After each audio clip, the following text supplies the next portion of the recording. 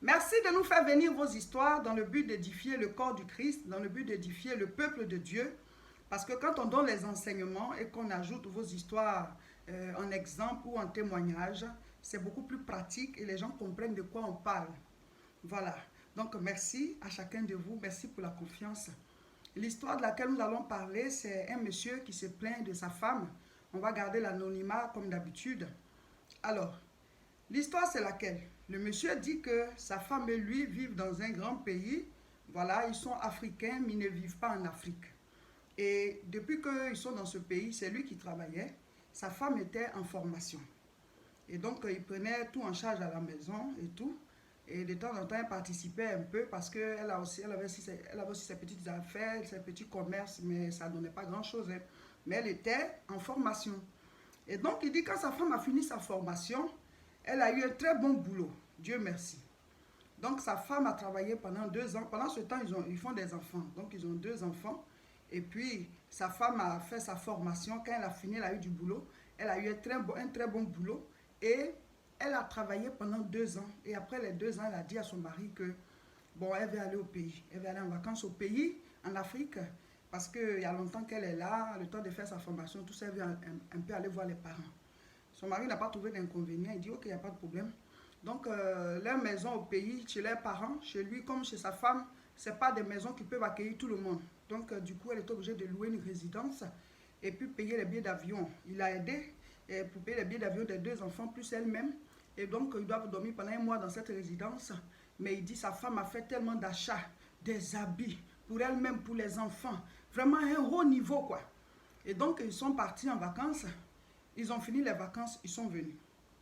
Il dit c'est de grosses dépenses, mais il fallait qu'elle aille au pays parce qu'il y a quand même longtemps qu'elle a quitté le pays. Il dit pendant qu'il s'organise, il lui dit bon, maintenant, on va chercher à réaliser. Il faut qu'on ait nous-mêmes nos propres maisons dans notre pays. Il faut qu'on fasse aussi des affaires et tout ça. Elle dit j'ai compris. Mais quand tu lui dis bon, on va mettre l'argent ensemble pour faire ceci, elle dit non, je suis en train de préparer mes vacances. Il dit, mais quelles vacances? Il dit, elle dit à l'année prochaine encore en vacances, je dois aller au pays avec les enfants. Il dit, mais tu es parti cette année, tu vas encore partir? Elle dit, mais oui, normalement, chez les pays, ceux chez qui on est ici, là, chaque vacances, ils vont en vacances, non? Et donc, nous aussi, on doit faire pareil. Il dit, mais nous, le budget pour aller jusqu'à chez nous, chaque vacances, là, ça coûte cher. On peut s'offrir des petites vacances ici, bouger un peu avec les enfants, le temps d'économiser pour réaliser quelque chose. Il dit, non. Sa femme dit non, il faut qu'elle aille. Vacances prochaines encore, même chose. Elle a loué une résidence, des habits chers, il faut qu'elle aille se montrer. Vraiment le matu vu quoi. Et puis les enfants doivent être bien habillés, les chaussures, elle fait des achats, des valises et ceci. Allez, elle est partie. Il croyait que c'était fini. Quand elle est venue, il dit qu'elle a commencé à se préparer encore parce que les vacances prochaines, rebelote. Elle doit encore repartir. Mais il ne comprend pas, il ne comprend pas. Il dit que sa femme et lui sont chrétiens. Donc il lui dit, mais selon la parole de Dieu, ma chérie, nous devons bâtir notre vie. Nous devons être sages. Dieu nous recommande la sagesse. Elle dit, mais moi, il faut que j'aille en vacances. Il dit, mais quand tu vas en vacances, tu loues une résidence. Tu loues une résidence, ça coûte cher. Les billets d'avion, la nourriture. Et quand tu arrives, tout le monde se dit que tu es venu avec beaucoup d'argent. Donc, on t'appelle par-ci, on t'appelle par-là. Comment est-ce que tu vas réaliser ta vie à toi-même un jour? Comment est-ce qu'on peut bâtir? Si c'est comme ça qu'il faut aller en vacances chaque année. Et il dit actuellement où il m'envoie l'histoire là. Ça fait 5 années de suite que sa femme va en vacances comme ça chaque année. Chaque année, il faut qu'elle aille au pays. Et c'est les mêmes grosses dépenses. Donc, elle n'a même pas une économie en tant que telle. Et puis, dès que ça ne va pas, c'est lui qui doit la soutenir, lui envoyer l'argent là-bas. Il ne comprend pas, il ne comprend pas. Et finalement, il se demande si elle n'a pas un amant au pays. Est-ce qu'elle n'a pas un amant au pays? Il ne comprend rien. Comment? Chaque fois, il faut aller.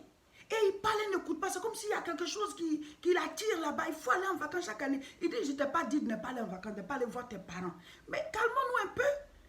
On est venu ici là pour travailler, pour pouvoir réaliser. Mais si chaque vacances, tu dois acheter des habits chers, des grosses valises, aller te montrer. Et puis encore vacances prochaines, ainsi de suite. Finalement, tu es venu à l'aventure là. Travailler pour quoi? C'est pour réaliser, non? Vous voyez, chers frères et sœurs. Souvent, nous les femmes, nous prions. Oh Seigneur, donne-moi un homme conscient, un homme qui a de bonnes idées. Et quand on trouve là, c'est nous-mêmes qui devenons un problème. C'est nous-mêmes qui devenons un problème. Ma chérie, tu as un mari chrétien. Il voit clair. Il te dit, ah, on va faire comme ci, on va faire comme ça. Non, c'est toi-même qui es en train de mélanger. Hein. Quand la Bible dit la femme sage bâtit sa maison, mais la femme est censée la renverser de ses propres mains. Là. Toi, tu as quoi au pays là-bas? Chaque année, tu dois partir. Il faut nous dire la vérité. Tu as quoi au pays? Comment on t'a envoûté? Il y a quelque chose qui ne va pas. Mais pourquoi chaque année? Mais va avec ton mari. Va avec ton mari. Lui, il est organisé dans sa tête. Il est organisé. Quand demain, il va te laisser, pour aller construire lui seul là, tu vas dire que voici ce qu'il a fait. Mais toi, ce que tu es en train de faire là, tu ne vois pas. Souvent, il faut se ressaisir. Hein? Maintenant, il dit, comme les 2 premières années où elle est partie en vacances, après ça, comme son mari avait commencé à se plaindre et qu'elle voulait partir, elle a dit oui, que finalement, même en fait, quand elle va comme ça, elle va ouvrir une boutique, elle va faire aussi les affaires et tout ça. Donc, c'est pour ça qu'elle part. Donc, il a dit, ok, salut, il n'est pas d'accord, mais comme elle insiste, bon, il a laissé partir la 3e année, voilà, avant que ça lui fasse 5 ans. Donc, la 3e année, là, elle dit qu'elle est partie ouvrir une boutique. Elle a ouvert, elle a mis beaucoup de budget, elle a rangé la boutique, tout, et puis elle a fait venir la marchandise, les habits et tout, elle a mis dedans, et elle a mis une jeune fille pour pouvoir vendre les habits et puis les articles de cette boutique-là. Ça s'est mal terminé. Il dit, il est là tout le temps, elle est tout le temps au téléphone.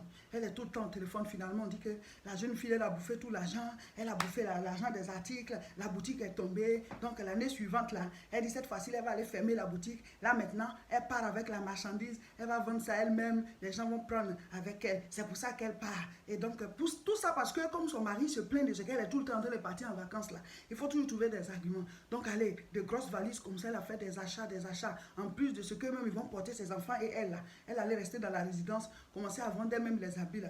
Les gens ont pris à crédit jusqu'à aujourd'hui. Ils n'ont pas fini de payer. Elle est toujours à couteau tiré avec les gens. Elle s'est fait des ennemis. Toujours au téléphone. Celui-là a pris ça, il a pris ceci, il n'a pas payé. Il a pris ceci, il n'a pas payé. Il dit, ma femme, tout ce que tu es en train de faire là, les gens ont déjà tout essayé. Ça. Quand tu es ici et puis tes affaires sont de l'autre côté là, c'est pas sûr que ça marche si tu n'as pas trouvé une bonne personne. C'est pour ça que je te dis qu'on va se mettre ensemble, on va s'organiser pour réaliser ensemble. Lui, il veut qu'ils achètent des maisons. Lui, il veut qu'ils construisent des maisons. Au moins, c'est un autre nom. Et puis bon, voilà, de temps en temps, soit toi tu vas, soit je vais pour aller suivre et puis on vient. Mais pour dire qu'on va ramasser les enfants, on va louer une résidence, on va aller dépenser l'argent, comme ça, puis on revient. Mais on est en train de jeter à l'eau notre avenir. Mais tu as un homme conscient avec toi. Pourquoi tu agis comme ça, ma soeur? Pourquoi tu agis comme ça? S'il vous plaît. La Bible dit quoi? La femme sage bâtit sa maison. Nous devons bâtir notre maison. Maison spirituelle, maison physique. Quand ton mari et toi, vous ne vous entendez pas là, tu es en train de détruire comme ça. Quand il te donne de bonnes idées, il faut l'écouter ensemble. Vous allez réaliser des choses. Mais non. Toi, tu veux aller chacun de son côté avec ça, si c'est lui qui faisait tout ce que tu es en train de faire là. Mais tu allais parler de ça partout. Oh, il a des copines au pays, c'est pour ça qu'il va chaque vacances. Mais c'est toi qui vas. C'est toi qui vas et lui il parle. Mais quand il va commencer pour lui, heureusement que toi tu es tombé sur quelqu'un qui est vrai chrétien. Sinon, si c'était les crépaïens là, tu avais eu un crépaïen, chrétien de visage et puis au fond c'est un païen là. C'est toi-même qui allais souffrir. Non, souvent, quand Dieu nous bénit, nous-mêmes on détruit. Et le monsieur dit que chaque année, quand elle part en vacances avec les enfants, qu'elle revient avec eux, les enfants sont toujours malades. Ils sont toujours malades, ça ne va pas spirituellement chez les enfants. Bon, quand ils reprennent l'école, ils ne comprennent rien, il faut faire beaucoup de prières. Et il ne sait même pas si là-bas, la femme veille sur les enfants. Qu'est-ce qui se passe au juste? Mais c'est toujours, les enfants sont poursuivis en rêve, ils crient, il y a toujours des problèmes spirituels. Il y a un des enfants qui dit que oui, il y a quelqu'un la nuit qui lui serre le cou, qui lui donne à manger de telle ou telle chose et tout. Il dit, ma femme, tu vois, je ne dis pas de ne pas aller au pays. Mais un voyage, ça se prépare aussi spirituellement. Ça se prépare aussi spirituellement. Il y en a qui sont partis en vacances, qui sont revenus et les enfants sont morts. Il y en a même qui ont perdu les enfants là-bas. On ne dit pas de ne pas aller en vacances. Mais quand tu sais que tu vas vers ta famille, il y en a dedans, ce n'est pas tout le monde qui est d'accord, ce n'est pas tout le monde qui t'aime. Donc spirituellement, il y a des choses qui peuvent aussi se passer. Donc il faut aussi préparer ces vacances en prière. Donc souvent, Dieu n'est pas d'accord et tu pars. Tu n'as pas la protection. Tu n'as pas la protection. Parce que Dieu n'est pas d'accord que tu aies dilapidé comme ça chaque année. Donc finalement, tu n'es pas couverte spirituellement. Vous voyez? Et on veut aller se montrer. Montrer que oui, on est ici, on a eu tel habit, on a eu tel travail. Tout ça, c'est pour se montrer. Mais c'est la vanité de vanité.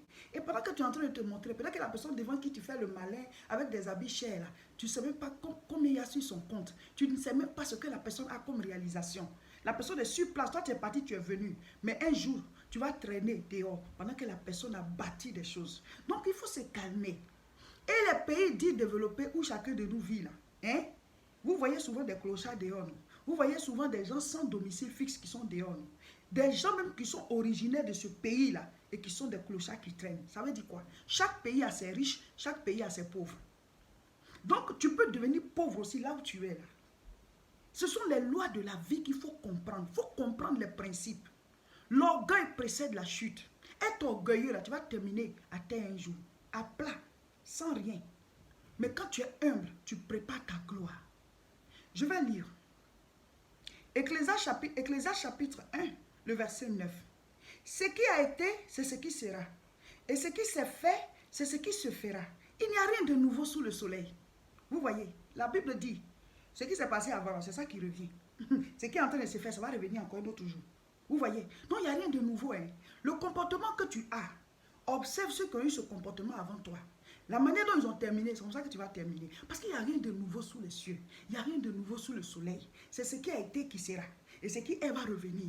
Donc calmons-nous, observons les choses. C'est pour ça qu'on étudie l'histoire. Quand on est à l'école et qu'on apprend l'histoire là, c'est pour s'édifier de ce que les gens ont vécu avant nous. Vous voyez, pour que nous, on ne puisse pas reprendre les mêmes erreurs. Pourquoi est-ce que la Bible a écrit l'histoire des hommes qui ont qui ont eu une relation avec Dieu? C'est pour que nous, on puisse lire leur histoire et puis regarder à ça pour ne pas commettre les mêmes erreurs que eux, ou alors pour pouvoir essayer d'appliquer les mêmes lois qu'ils ont appliquées pour réussir. Donc, mon frère, ma soeur, toi qui veux tout le temps aller te montrer pour dire que oui, je suis en Europe, tu n'as rien compris. Hein? Ah, je suis en Amérique, tu n'as rien compris. Parce qu'aucun continent n'est supérieur à l'autre. Tu peux réussir dans un pays pauvre et puis tu peux être pauvre dans un pays riche. C'est ça, vous n'avez pas compris. Ça dépend de ce que tu fais. Ça dépend des principes que tu as compris. Ça dépend de comment tu t'organises. Ça dépend de qui est avec toi. Parce que tu peux bâtir tout ça, mais si Dieu n'est pas avec toi, tu peux retomber à zéro. Mais quand Dieu est avec toi, on dit quand l'Éternel ne bâtit, si l'Éternel ne bâtit la maison, ceux qui la bâtissent travaillent en vain. Tu peux réussir et puis terminer pauvre à tes derniers jours. Pourquoi? Parce que l'Éternel n'a pas bâti. C'est pour cela qu'il faut comprendre les principes et marcher selon la parole de Dieu. 1 Samuel chapitre 23, je lis le verset 2. David consulta l'Éternel en disant, « Irai-je et battrai-je les Philistins ?» Et l'Éternel lui répondit, « Va, tu battras les Philistins et tu délivreras Keïla. » Vous pouvez lire le passage. J'ai dit tout à l'heure que Dieu a pris la peine qu'on écrive les histoires des hommes qui ont eu la communion avec lui, qui ont marché avec lui pour qu'on puisse se baser là-dessus. David ne faisait rien sans interroger Dieu. Mon frère, ma soeur, en toute chose, interroge Dieu. Même pour aller en vacances, toi qui es dans un pays hors de chez toi. Même pour aller en vacances, Seigneur, est-ce que je dois aller? Dieu doit te parler. Ce n'est pas partout où, et puis à tout moment que Dieu nous permet de bouger. Souvent, on va tomber dans des pièges. On t'attire et toi, tu t'en vas, tu tombes dans le piège. Mais à un certain moment, Dieu peut te dire aussi, va, parce que ma main est sur toi. En tant que chrétien, notre vie n'est pas dirigée par nous. Et ce n'est pas seulement par rapport à aller en vacances ou pas. Hein. Même quand tu es déjà chez toi et que tu veux aller ailleurs, demande-toi, est-ce que Dieu veut que tu ailles? Donc tu dois interroger Dieu. Il faut qu'il te donne des signes, il faut qu'il te parle. En tant que chrétien, on dit, ce n'est plus moi qui vis, c'est Christ qui vit en moi. C'est Christ qui vit en moi. Donc notre vie doit être dirigée par Dieu. Est-ce que tu es sûr que c'est la volonté de Dieu et que toi, chaque vacances, tu ailles au pays? Ce n'est pas que tu es en train de faire un grand projet que tu es en train de suivre, mais tu t'en vas dilapider les fonds, tu reviens. Tu t'en vas dilapider les fonds, tu reviens. Tu es sûr que c'est la volonté de Dieu? Quand un jour tu vas terminer pauvre, c'est au même Dieu là que tu vas crier pour pleurer, alors que tu ne l'as pas interrogé en faisant tout ce que tu fais. Ou alors quand un malheur va te frapper, tu vas dire, oh Dieu, alors que tu es sorti de sa volonté parce que tu ne l'as pas consulté. Nous vous annonçons la CIMA. La CIMA, c'est la conférence internationale de la moisson abondante. Ça va se tenir le 25 janvier 2020. On annonce dès maintenant parce que ce sera un grand rassemblement. Donc préparez-vous, ce sera à Nanterre. En attendant, nous continuons les croisades. Et même après la conférence, les croisades vont continuer. La prochaine croisade, c'est dans quelques jours seulement. C'est le samedi 14 septembre à partir de 14h30 au niveau de Aubervilliers. L'adresse ne change pas, 29 rue Sadi Carnot, 93 300. Après la croisade, c'est la retraite spirituelle. Et cette fois, c'est au niveau de Tourcoing. C'est sur 2 jours, du samedi au dimanche, du 28 au 29 septembre. Appelez-nous pour prendre toutes les informations pour venir y participer. Certains ne sont pas abonnés, ils ratent des enseignements qu'on met en ligne. Donc, si c'est sur Facebook, vous cliquez sur j'aime au-dessus de la vidéo. Et si c'est sur YouTube, vous cliquez sur s'abonner. Et surtout, partagez massivement sur tous les réseaux pour pouvoir atteindre tout le monde.